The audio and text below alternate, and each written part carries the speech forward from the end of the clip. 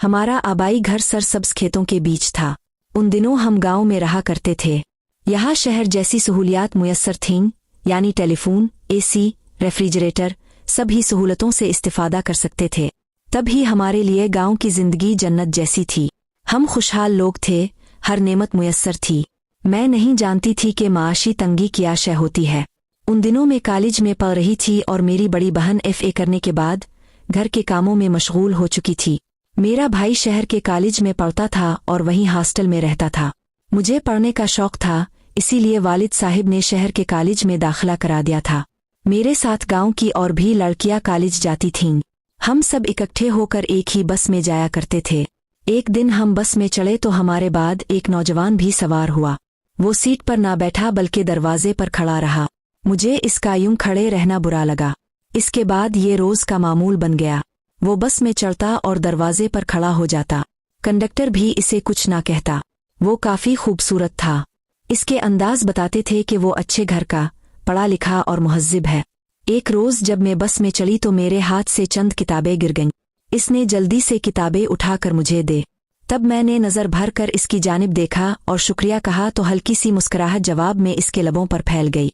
वो मुझे अच्छा लगने लगा था, लेकिन मैंने अपने जज्बात इस पर जाहिर ना होने दिए। ये बात बाद में मालूम हुई कि वो इस बस के मालिक का बेटा है।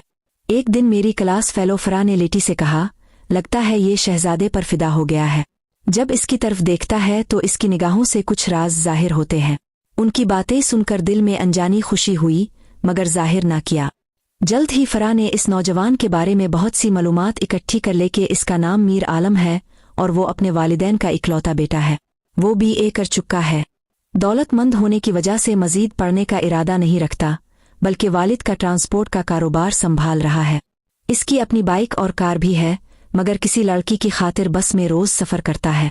इस जुमले ने मुझे चौंका दिया। कहीं मेरी खातिर तो नहीं। जब ये सोचा तो खुद को हवाओं में उड़ता महसूस किया। अगले रोज फिर उन्होंने यही मौजू छेड़ दिया। आज वो मुझसे मुखातिब थीं। तब मुझे कहना पड़ा, तुम ये सब मुझे क्यों बता रही हो? इस बात का ताल्लुक कुछ ना कुछ तुमसे जरूर है। वो कैसे? ये फिर बता दूंगी। फरा ने कहा, अच्छा ये तो बताओ कि तुमने इसके बारे में इतनी मालूमात कैसे इकट्ठी कर ले? ये बातें मेरे भाई ने बताई हैं क्योंकि मीर आलम इसका दोस्त है। अब मेरा तजस्सुस बढ़ा। मैंने सवाल किया, अच्छा तो वो किस लड़की के लिए बस में सफर करता है? लड़की का नाम इसने मेरे भाई को नहीं बताया। फरा बोली, शायद तुम्हारे लिए आता हो। इस बात पर मेरा दिल तेजी से धड़क उठा। वक्त गुजरता गया। इम्तिहान सर पर आ गया। मैंने पर्चे दिए और अच्छे नंबरों से पास भी हो गई। जब इंटर में आई तो उम्मी अबू ने फैसला किया कि मुझे हॉस्टल में रहने दिया जाए। इस तरह मैं सफ़र की तकलीफ से बच जाऊंगी और अपनी पढ़ाई पर ज्यादा तवज्जो दे सकूंगी। यूं मैं कॉलेज के हॉस्टल में रहने लगी।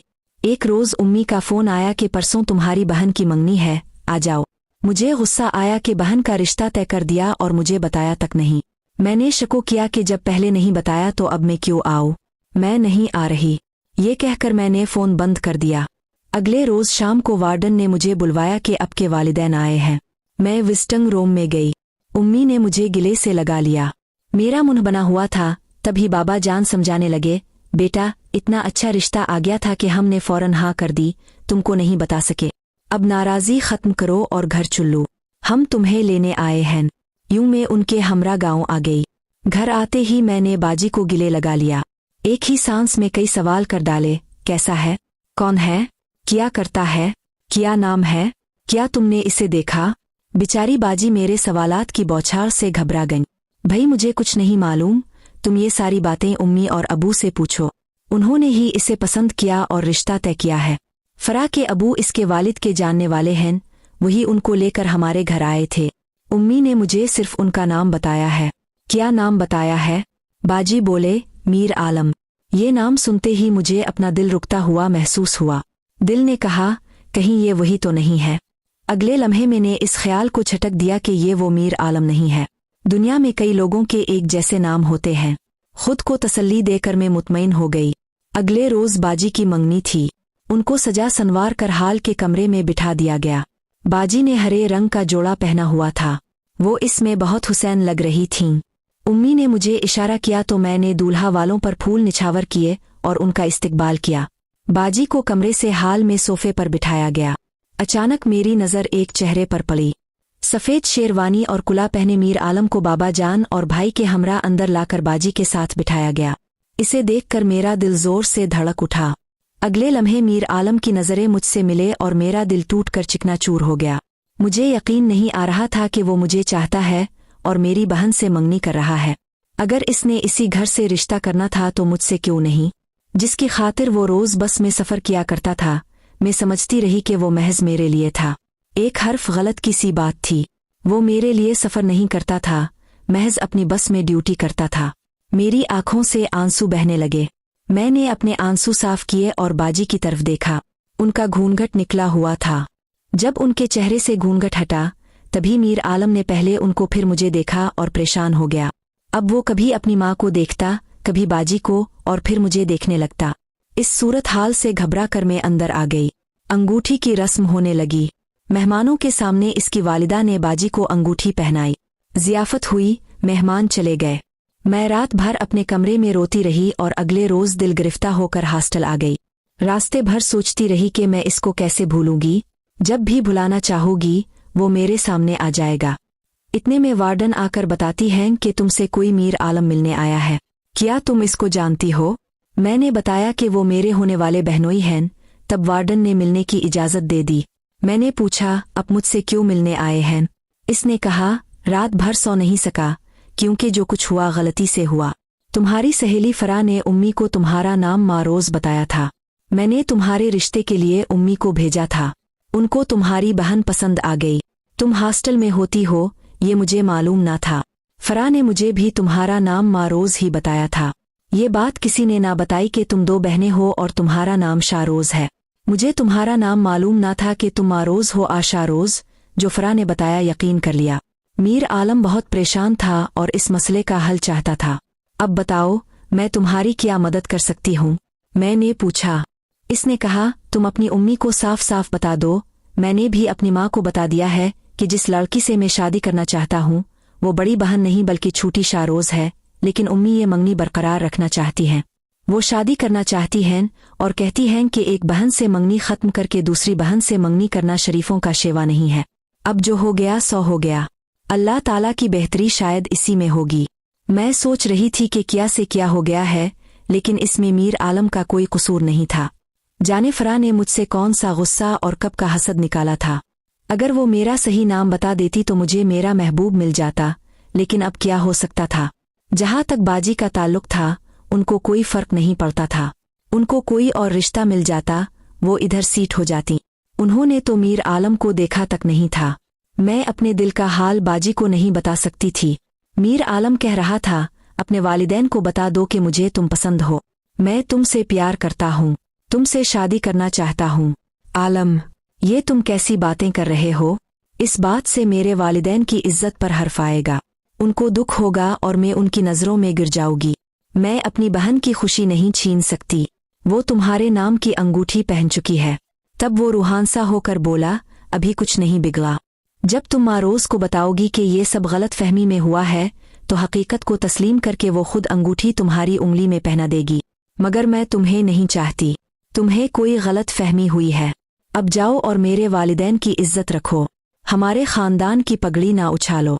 अगर तुम मुझसे प्यार करते हो तो तुम्हें उन बातों का ख्याल रखना पड़ेगा, क्योंकि मोहब्बत करने वाले हर इस बात का ख्याल रखते हैं जो उनके महबूब को पसंद होती है। मीर आलम भारी कदमों से चला गया। इसने चाहा भी कि मंगनी तोड़ दी जाए, मगर इस बात पर इसके घर वाले राजी ना हुए। वो भी खानदानी शरीफ लोग थे। उन्होंने मीर आलम को समझाया कि लड़की वालों के दिल पर इस अमर से क्या गुजरेगी, वो खानदान में क्या मुँह दिखाएंगे, वो किस किस को जवाब देंगे, किस किस का मुँह बंद करेंगे। मगर मीर आलम को कोई हल नहीं सूझता था। एक तरफ वालिदैन का दबाव था और दूसरी तरफ मेरी बातों से वो मजबूर था। इसी को किस्मत का लिखा कहते हैं। वो चाहने के बावजूद मुझे हासिल ना कर सका और ना हमारे घर से रिश्ता तोड़ सका। इसके वालिदैन ने इसे इतना मजबूर किया कि इसे बाजी मारोज से शादी करनी ही पड़ी। उधर मेरे दिल का क्या हाल हुआ मत पूछिए। मुझे मीर आलम के सवा कोई और ना भाया। जी चाहता था कि कहीं दूर चली जाओ। पढ़ाई से जी उचाट हो गया। पहले पोजीशन लाती थी, अब मर मर कर पास होती थी, ताहम पढ़ाई ना छोड़ी। जब मेरे फाइनल पेपर थे उन्हीं दिनों बाजी की शादी हुई। मैंने ये वक्त कैसे गुजारा, कैसे पर्चे दिए, मेरा खुदा जानता था। बहरहाल पर्चे तो देने थे। रात को चैन ना दिन को सुकून था। जो पढ़ती भूल जाती। सामने किताब रखी होती और ख्यालात उधर उधर भटक रहे होते। अपनी बहन की खुशियों की खातिर ये कुर्बानी दी थी, अपने दुख का किसी पर इजहार नहीं कर सकती थी। हर वक्त यही दुआ करती कि मीर आलम को मेरी बहन से इतनी मोहब्बत हो जाए कि वो मेरा किसी और का ख्याल तक दिल में ना ला सके। खुदा ने मेरी दुआएं सुन ले। शादी के कुछ अरसे बाद मीर आलम को वाकई मेरी बहन से इतनी मोहब्बत हो गई कि एक पल भी इससे दूर रहना बर्दाश्त ना कर सकता था। बाजी की जरा सी तकलीफ पर तड़प जाता था। जब माँ रोज मैके आती तो जाहिर है वो भी साथ आता। मैं कोशिश करती कि इसके सामने ना जाओ। फिर मैंने यूनिवर्सिटी में दाखिला ले लिया और शहर के गर्ल्स हॉस्टल में रहने लगी। यूं गांव से दूर हो गई। एमए के बाद इस्लामाबाद के एक कॉलेज में जॉब मिल गई। यूं मैं मुस्तकिल घर से दूर रहने लगी।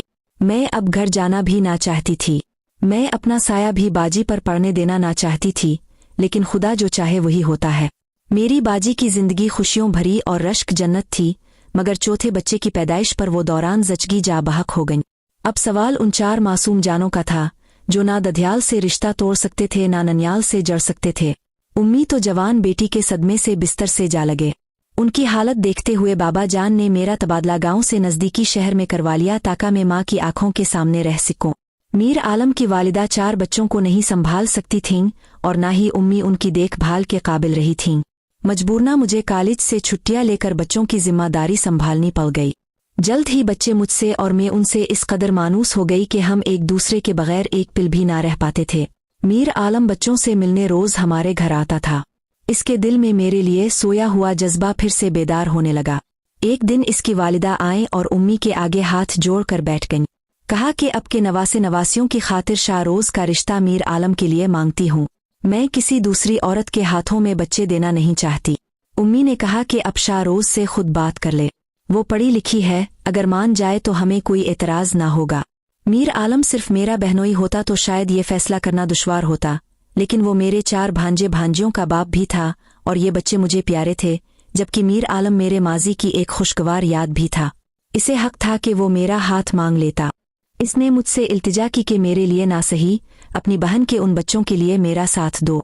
मैंने सोच समझ कर हाँ कर दी। हमारे वालिदैन की भी रज़ा इसमें शामिल थी, क्योंकि इस तरह एक बहुत बड़ा मसला हल हो जाता और सबको सुकून मिल जाता। मेरी शादी मीर आलम से होनी थी, हो गई। इसमें मेरी ख्वाहिश और इरादे का कोई दखल न था। ये अल्लाह की मर्जी थी। इसकी मसलहतें वही जाने। बहरहाल मुझे पाकर मीर आलम को खोया हुआ सुकून मिल गया। वो बाजी की वफ़ात से जितने आदास थे अब नॉर्मल हो गए और खुश रहने लगे।